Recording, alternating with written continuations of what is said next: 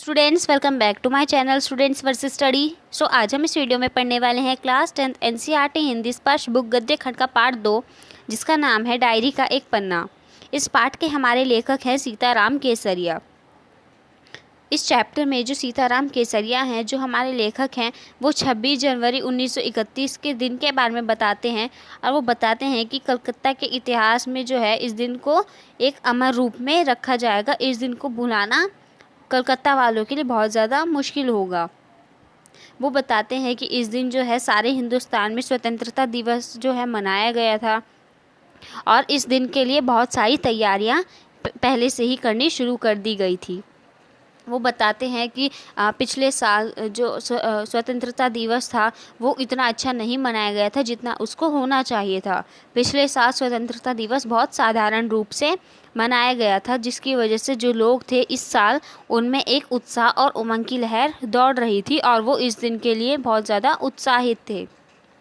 जो लोग थे उन पर जितना उन पर बना उतना उन्होंने इसके उतना ही उन्होंने स्वतंत्रता दिवस के लिए लोगों को जो है दिया। जितना जो लोग थे वो योगदान कर सकते थे उतना उन्होंने अपना योगदान इस स्वतंत्रता दिवस की तैयारियों में दिया। जो लेखक है वो बताते हैं कि इस स्वतंत्रता दिवस के प्रचार में जो है 2000 रुपयों का खर्चा किया गया था। जो लोग थे इसको अपना काम समझकर इसका भार अपने ऊपर लेकर जो है जो कार्यकर्ता थे उनके घर घर जाकर उनको उनके काम के बारे में समझाया करते थे। फिर वो बताते हैं कि जो बड़े बाज़ार के बड़े बड़े मकान हैं वहाँ पर भी राष्ट्रीय झंडा फहर रहा था और कुछ मकान जो हैं इस तरह से सजाए गए थे कि ऐसा लग रहा था कि सच में स्वतंत्रता मिल ही गई हो। फिर यहाँ पर बताया जा रहा है कि जो कलकत्ते के हर क्षेत्र में जो है झंडे लगाए गए थे और जिस भी रास्ते से कोई मनुष्य गुजरता था उसी रास्ते से वह एक उत्साह और उमंग की लहर को लेकर निकलता था। जो लोग हैं उन्होंने बहुत सारी सजावटें की हुई थी और जो कुछ लोग का कहना ये था कि ऐसी सजावट पहले कभी नहीं हुई। जो पुलिस थी वो भी अपने पूरी ताकत से जो है कलकत्ते के लोगों की गतिविधियों के ऊपर नज़र टिकाए हुए थी। जो मोटर गाड़ियाँ थी उसमें सेना के जो पद थे वो भी मोड़ पर तैनात थे।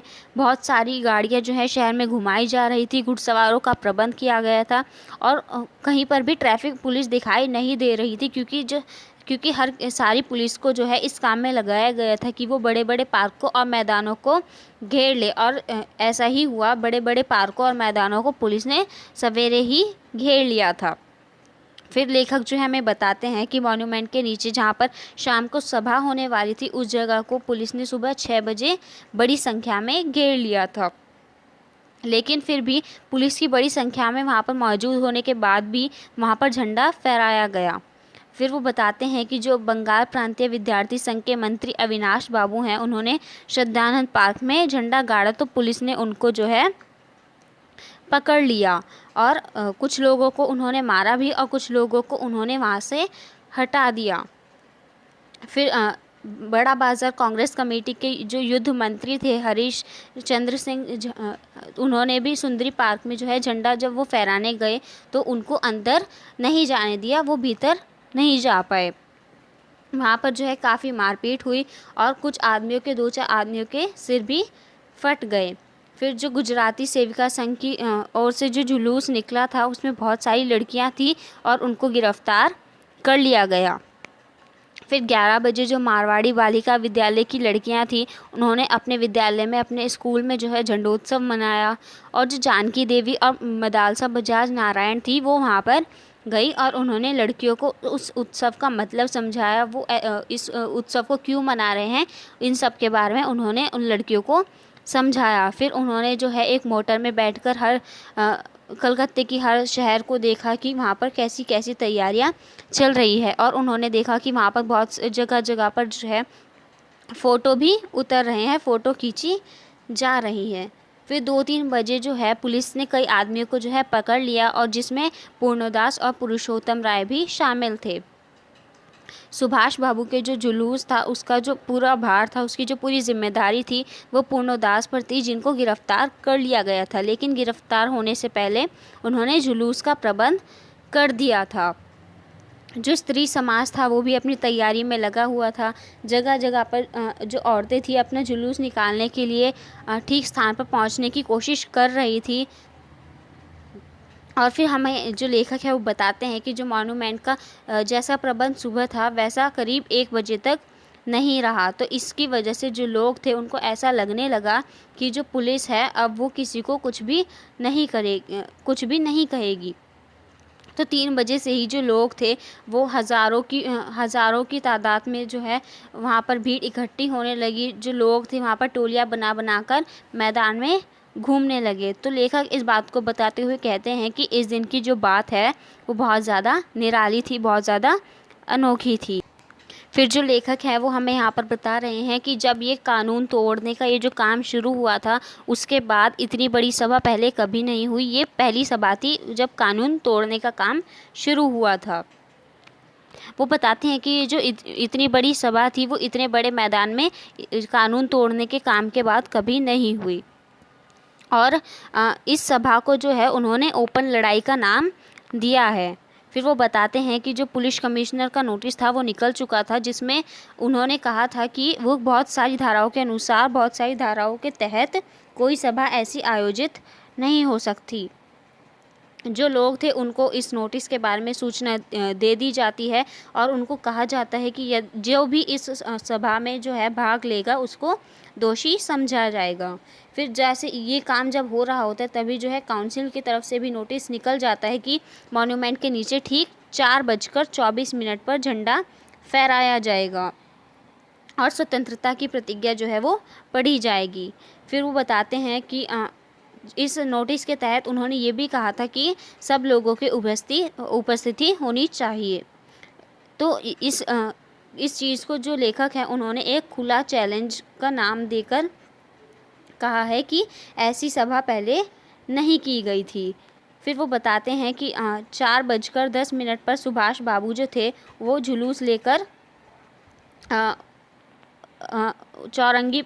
जुलूस लेकर जब वो आए तो उनको चौरंगी पर ही रोक लिया गया। लेकिन फिर क्योंकि उनके साथ जो भीड़ थी वो बहुत ज़्यादा मात्रा में थी तो उसकी वजह से जो पुलिस थी उस जुलूस को नहीं रोक पाई। फिर जैसे ही वो मैदान के मोड़ पर पहुंचते हैं तो जो पुलिस होती है वो लाठी चार्ज कर देती है, वो लाठियां चलाना शुरू कर देती है। बहुत सारे आदमी जो होते हैं वो घायल होने लगते हैं। जो सुभाष बाबू होते हैं उन पर भी लाठियां पड़ती हैं, लेकिन इसके बावजूद वो बहुत ज़ोर ज़ोर से वंदे मातरम बोले बढ़े जा रहे होते हैं। फिर जो उनके साथ ज्योतिर्मय गांगुली होते हैं वो सुभाष बाबू से कहते हैं कि आप इधर आ जाइए, लेकिन जो सुभाष बाबू है वो उनसे मना कर देते हैं और वो कहते हैं कि हमें आगे बढ़ना है। जो लेखक हैं वो बताते हैं कि जो सुभाष बाबू थे वो बहुत ज़ोर ज़ोर से वंदे मातरम चिल्ला रहे थे, ऐसा उन्होंने अपनी आंखों से देखा हुआ होता है।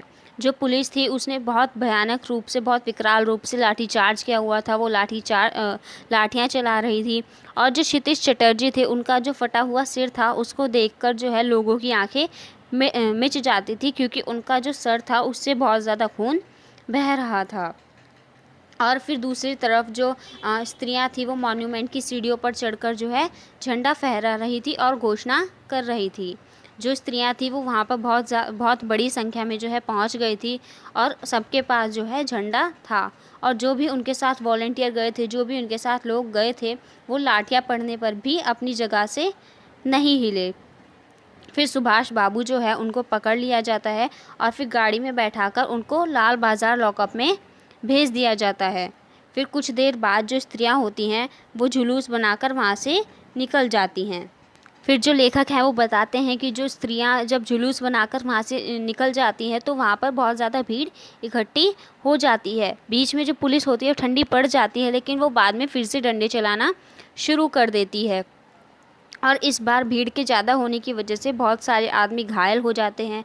फिर धर्मतल्ले के मोड़ पर आकर जो जुलूस होता है वो टूट जाता है और करीब 50 से 60 स्त्रियां जो होती हैं, 50 से 60 औरतें जो होती हैं वहीं मोड़ पर बैठ जाती है। फिर उन स्त्रियों को जो पुलिस होती है उनको पकड़कर लाल बाज़ार भेज देती हैं। वहीं दूसरी ओर स्त्रियों का जो औरतों का एक भाग था, औरतों की एक टोली थी, वो आगे बढ़ रही थी, जिसका नेतृत्व जो लीडर थी, जिसको जो लीड कर रही थी वो थी हमारी विमल प्रतिभा। फिर उनको भी बाद में जाकर जो है बहू बाज़ार के मोड़ पर रोका जाता है और फिर वो जो औरतों की टोली होती है वो उसी मोड़ पर बैठ जाती है। उनके आसपास जो है बहुत भारी जो भीड़ है वो इकट्ठी हो जाती है और पुलिस जो है बीच बीच में उन पर लाठीचार्ज करने लगती है, उन पर लाठियाँ चलाने लगती हैं। फिर जो लेखक हैं वो बताते हैं कि करीब पौन घंटे के बाद यानी कि 45 मिनट के बाद जो पुलिस की गाड़ी होती है वो आती है और उन औरतों को लाल बाज़ार ले जाती है और कुछ आदमियों को भी वहाँ पर पकड़ा जाता है, जिसमें बृजलाल गोयनका भी शामिल होते हैं। जो बृजलाल गोयनका होते हैं पहले वो झंडा लेकर वंदे मातरम बोलते हैं, मॉन्यूमेंट की ओर भागे जा रहे होते हैं और तभी वो अपने आप गिर पड़ते हैं। और फिर जब वो गिर जाते हैं तो एक अंग्रेज़ी घुड़सवार आता है और उनको लाठी मारकर उनको पकड़कर कुछ दूर तक ले जाने के बाद उनको छोड़ देता है। फिर उसके बाद वो स्त्रियों के जुलूस में जाकर शामिल हो जाते हैं और उनको वहाँ पर भी छोड़ दिया जाता है। फिर उसके तब वो जो हमारे बृजलाल गोयनका होते हैं वो 200 आदमियों का जुलूस लेकर जो है 200 आदमियों का जुलूस बनाकर लाल बाज़ार चले जाते हैं और उनको वहाँ पर गिरफ़्तार कर लिया जाता है। जो मदालसा होती है वो भी गिरफ़्तार हो जाती हैं और उनको वहाँ पर जाकर मालूम होता है कि जो बृजलाल गोयनका है उनको थाने में भी बहुत ज़्यादा मारा गया था। फिर जो लेखक है वो हमें बताते हैं कि सारी स्त्रियों को मिलाकर जो है कुछ लगभग 105 स्त्रियां जो थी वो पकड़ी गई थी। फिर वो बताते हैं कि बाद में रात को 9 बजे जो है सबको छोड़ दिया जाता है और कलकत्ते में आज तक इतनी औरतें एक साथ गिरफ़्तार नहीं हुई। और फिर वो बताते हैं, जो हमारे लेखक है वो हमें बता रहे हैं कि तब बाद में जो है कांग्रेस ऑफिस से एक फ़ोन आता है और वो कहते हैं कि यहाँ पर जो है बहुत भारी तादाद में बहुत सारे लोग बहुत गहरी गहरी चोटें खाकर आए हुए हैं और उनके लिए गाड़ी चाहिए। तो जो जानकी देवी है वो उनके साथ वहाँ पर जाती है और वो देखती हैं कि बहुत लोगों को चोट लगी हुई थी। तो जो डॉक्टर दास गुप्ता थे वो उनकी देख रेख कर रहे थे और उनकी फ़ोटो उतरवा रहे थे। उस टाइम पर जब जो हमारे डॉक्टर दास गुप्ता है देख रेख कर रहे थे और फ़ोटो उतरवा रहे थे, उस समय कुछ 67 आदमी वहाँ पर आ चुके थे और बाद में 103 की तादाद पर वहाँ पर आदमी आ चुके थे। फिर जो लेखक हैं वो बताते हैं कि जो अस्पताल में चोटें खाकर जो लोग गए हुए थे उनकी जो संख्या थी वो लगभग 160 थी और जो लोग चोटें खाकर भी अपने घर पर चले जाते हैं उनकी संख्या अलग थी। तो इस प्रकार वो कहते हैं कि करीब 200 आदमी जो थे वो ज़रूर घायल हुए थे। और वो बताते हैं कि जितने आदमियों को पकड़ा गया था उनकी संख्या का पता नहीं चला, लेकिन जो स्त्रियों की संख्या थी लाल बाज़ार के लॉकअप में वो 105 ही थी। तो जो लेखक हैं वो आखिर में बताते हैं कि ऐसा ये जो सब हुआ है ये पहले कभी नहीं हुआ। और फिर वो आखिर में बताते हैं कि बंगाल के नाम पर, कलकत्ता के नाम पर एक कलंक था कि यहाँ पर देश के लिए कुछ भी काम नहीं होता है। तो आज वो जो कलंक था वो उनके माथे से मिट गया है और अब लोगों का मानना ये हो गया है कि ये कलकत्ता में, बंगाल में भी देश के लिए बहुत कुछ होता है और बहुत कुछ हो सकता है। सो आई होप कि आपको ये चैप्टर समझ में आया होगा। Thanks for watching.